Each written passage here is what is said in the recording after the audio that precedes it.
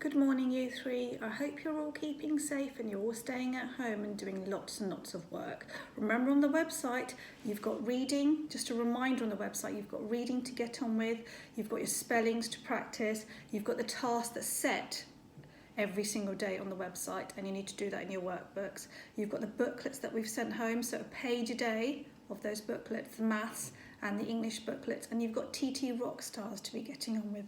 There's currently a battle between year groups, and I can tell you that Tigers, you're winning so far. So keep going, practice your TT Rockstars every single day. It's really important. It's not holidays just yet. You've got another week until the Easter holidays, so it's really important you keep doing your work.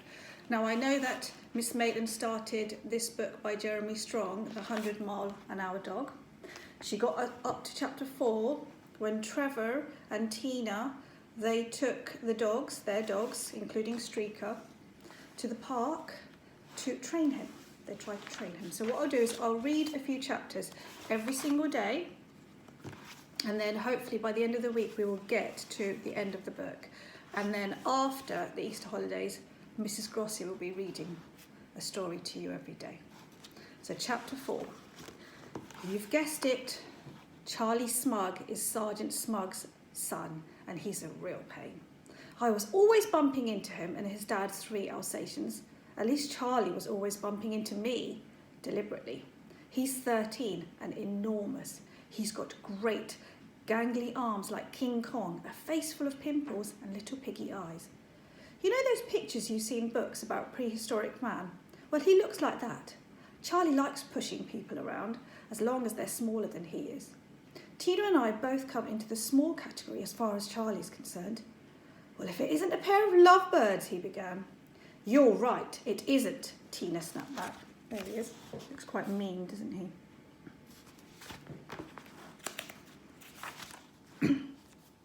Come out here for a mooch, leered Charlie. Get lost, she said.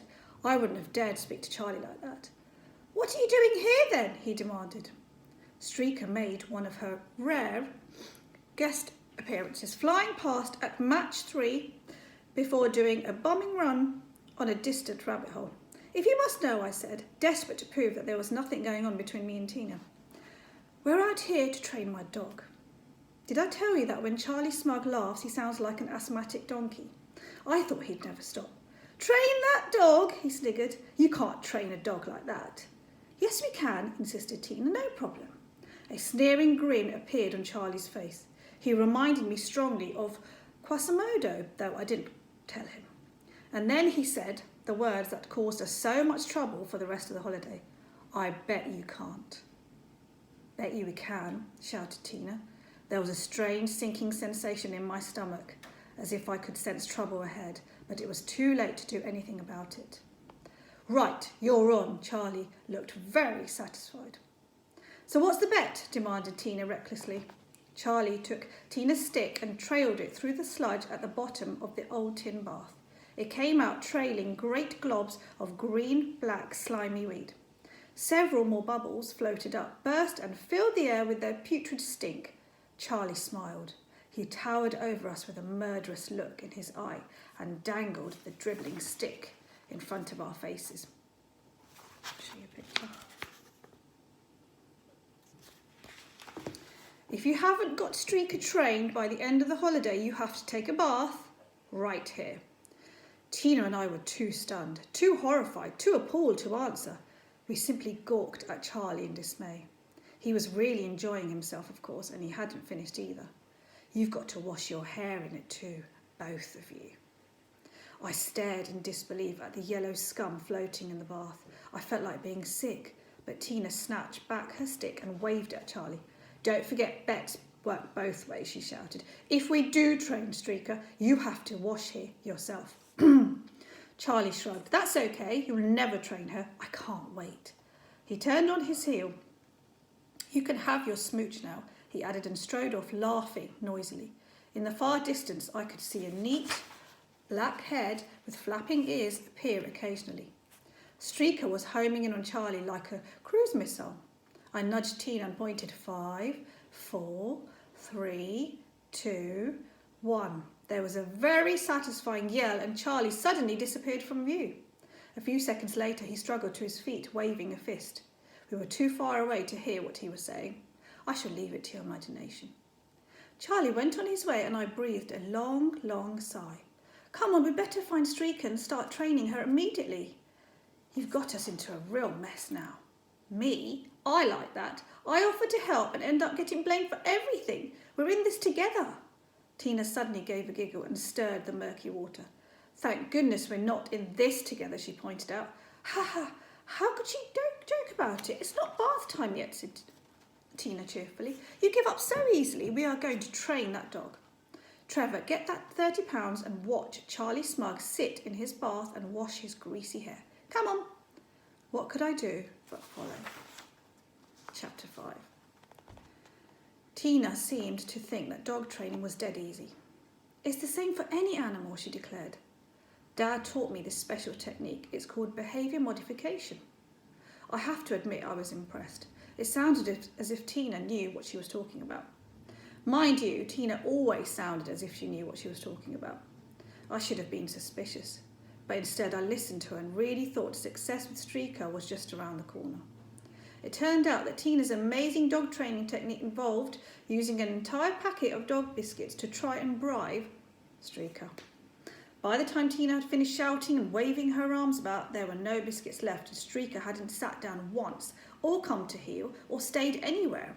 In fact, she hadn't done anything except become so fat that her stomach was now the size of a hot air balloon. Mum wasn't too pleased either when she discovered that a full packet of dog biscuits had been scoffed in one afternoon. That's £5 you owe me, Trevor. I'll take it out of the money I'm supposed to pay you at the end of the holiday. This was brilliant progress. I scowled at Tina. Great. So much for behaviour modification. It's the first day of training and I end up owing money. So Mum looking really cross. You did ask for my help, Tina pointed out. If you're so clever, you can work out a plan for yourself. And she left in a huff. I didn't see Tina for a couple of days after that, which was probably just as well. I was a bit fed up about the dog biscuits. Anyway, most of the time was taken up with walking the dog. Some of you may be wondering why I didn't just keep Streaker on a lead the whole time. Well, if you've only got half a brain, you will have realised that if I had kept Streaker on a lead, then one of two things would have happened. Either both my arms would have been stretched until they were about half a mile long, or I wouldn't have any arms at all, because they would have been pulled out of their sockets.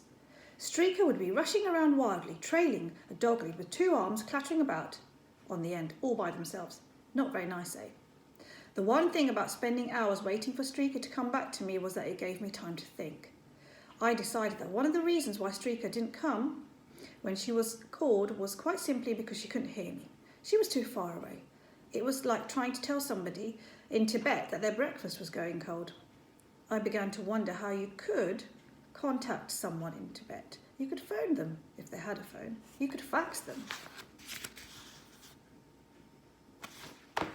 If they had a fax. And then kapow!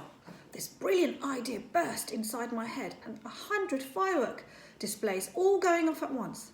Dad had 2 mobile phones at home and a fax machine. Of course, I could hardly send Streaker a fax, although the idea did give me a bit of a laugh. I could just picture Streaker rushing away with a fax machine tied to her back. All of a sudden, there would be a loud beep, beep, beep, and this message would roll out of the machine and dangle in front of her nose. Streaker, come home at once. Love, Trev.